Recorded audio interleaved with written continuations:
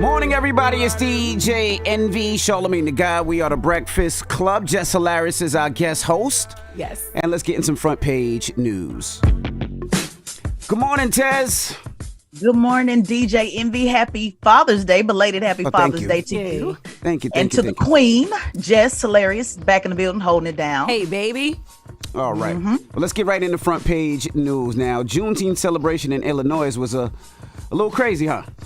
Yeah, this was really ridiculous. One person was fatally shot and at least 22 others were injured in gunfire that broke out during a Juneteenth celebration in Illinois early on Sunday morning. Now, the mass shooting happened at around 12:30 a.m. in Willowbrook, Illinois, which is about 20 miles outside of Chicago.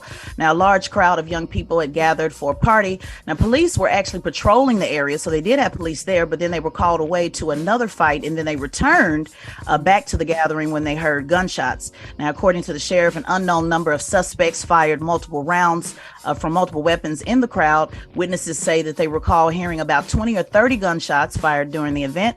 And this event was attended by about 200 people, young adults. And they said it was very peaceful until the gun shot started happening. And to date, there's been 310 mass shootings this year alone. And I just want to let folks know this story is still updating and changing. So this is, the latest information that I had as of last night. There were a lot of other shootings over the weekend, too. Not just Illinois, right?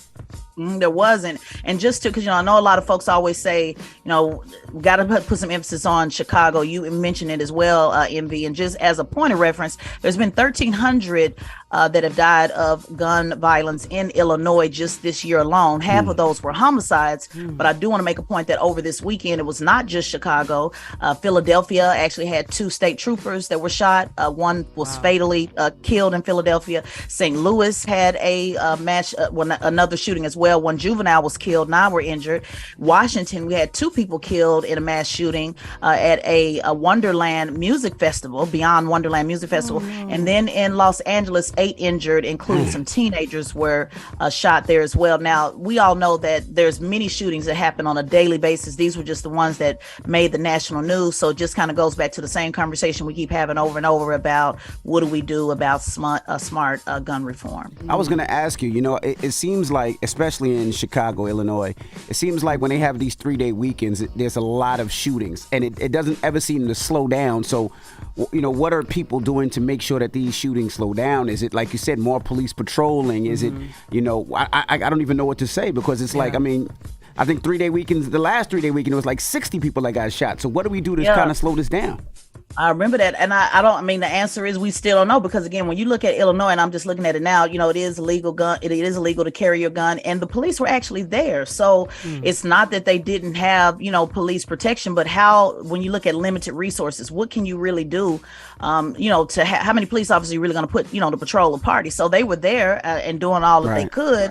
But I do want to make a point in one of the stories, I believe it was in St. Louis, the mayor was there talking about how, they're continuing to try to, get more legislation to put more money into programs because of the teenagers. They were really talking about the teenagers and having something for them to do, because apparently they were in a downtown office building having a party, and they're still trying to figure out how did they get in that office building, what happened with that. So each one of these are different. But, to answer the question, I don't know. It's something that Congress obviously has not figured out. So I certainly don't have the answer. But unfortunately, Envy, I just feel like it's always 2 or 3 days of this conversation, and it just goes back to normal, unfortunately. I feel like people don't care. Like, you think about it, it's not even like you got an op or you got a problem with somebody. You're spraying into a crowd. Yeah. Like you just don't care about life. Like, it's not even like, oh, I hate this person. I'm just going to spray at everybody in there, which just seems crazy. Jesus Christ. All right. Well, condolences and oh my gosh. All right. And that is front page news. Yeah. Get it off your chest. 800-585-1051. Let us know how your weekend was, how your Father's Day was. Did you barbecue? Maybe you did some shrooms with your dad. Whatever it may be. 800-585-1051. Call us up right now. Let us know how your weekend was. It's the Breakfast Club. Good morning. Morning, everybody. It's DJ NV, Charlamagne the Guy. We are the Breakfast Club. Let's get in some front page news. All right, Teslin Figaro, hello. Hello, I am back. DJ Envy and Queen Jess Hilarious in the seat this morning. Yes, That's right. I am. Yes, I am. Jess Hilarious is co-hosted all week long. Charlamagne took a couple of days off. Yes. Let's jump right into it. Let's talk about this Titanic Submarine. What in the hell and expensive sounds is that? Yes, this is crazy, and I am just crazy about the Titanic. So when I saw this story, like most people over the weekend, I've just been really really amazed at what's happening here with the Titanic. So a submersible craft used to take tourists to see the wreck of the Titanic has been missing in the Atlantic Ocean with its crew on board since Sunday, sparking a major search and rescue. Now, contact with the submersible was lost about an hour and 45 minutes in. The U.S. Coast Guard said the tour firm Ocean Gate and other government agencies said it's been exploring all options to get the crew back safely. Now, it only has about 4 days of oxygen.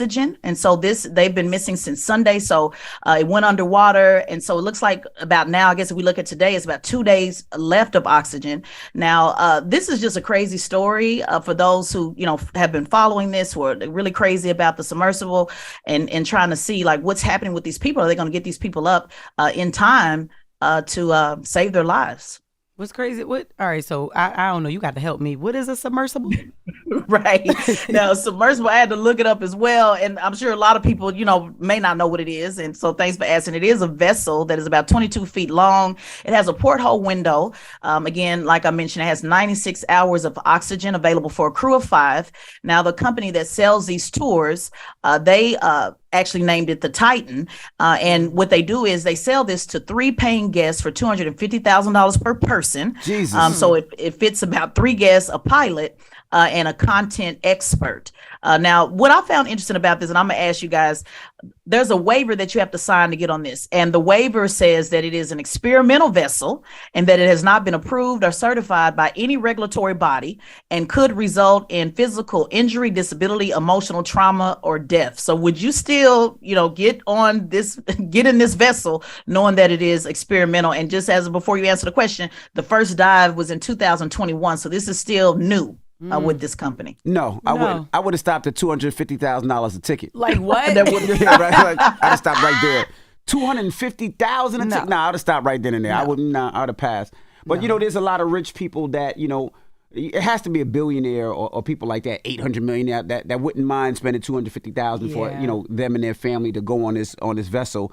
It's very sad because a lot of people like to see things like that. Like, how I seen there's a new device that can shoot people up to space and people can, orbit around Earth and see how it orbits. It's just, things are just not for me. Yeah, it's not. How much is that? I think about $250,000, $300,000. No. It's crazy you brought that up because that's actually one of the guys who has been identified of being on this is Hamish Harding. And he is a billionaire. And he also took the Jeff Bezos Blue Origin. So he's done both of these. So this was his second thing. He's really into these types of, I guess, tours, or he's a billionaire, so he got the money to do it. But this is just crazy. Can you imagine, just being stuck at the bottom of the Atlantic Ocean, the eeriness of it all? You're going down to see a ship that sank and now they can't find you. They said they're putting all types of devices down to see maybe if they can hear a knock on a window or and I'm like, how can you hear a knock on a window in the ocean? I mean, this is just like really eerie and just crazy. So it's very. It'll be a movie about it in a few years. Yeah, I'm sure, and I hope they save them, get them somehow, some way. Now let's talk about President Biden.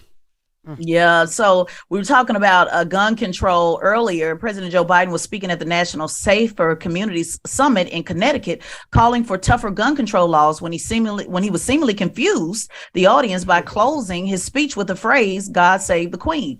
Now, videos of the president's unusual sign-off quickly circulated online with social media users questioning what he meant. Let's take a listen and talk about it on the other side. Here's what I'm going to do. I'm going to ask the White House photographer to come up. And all I'm going to do is I'm going to stand. I usually shake everybody's hand, but I'm going to stand in front of each section. No, I really mean it. And if you can see the camera, they can see you. And it's the least consequential part of this whole meeting for you. I promise. All right? God save the Queen, man.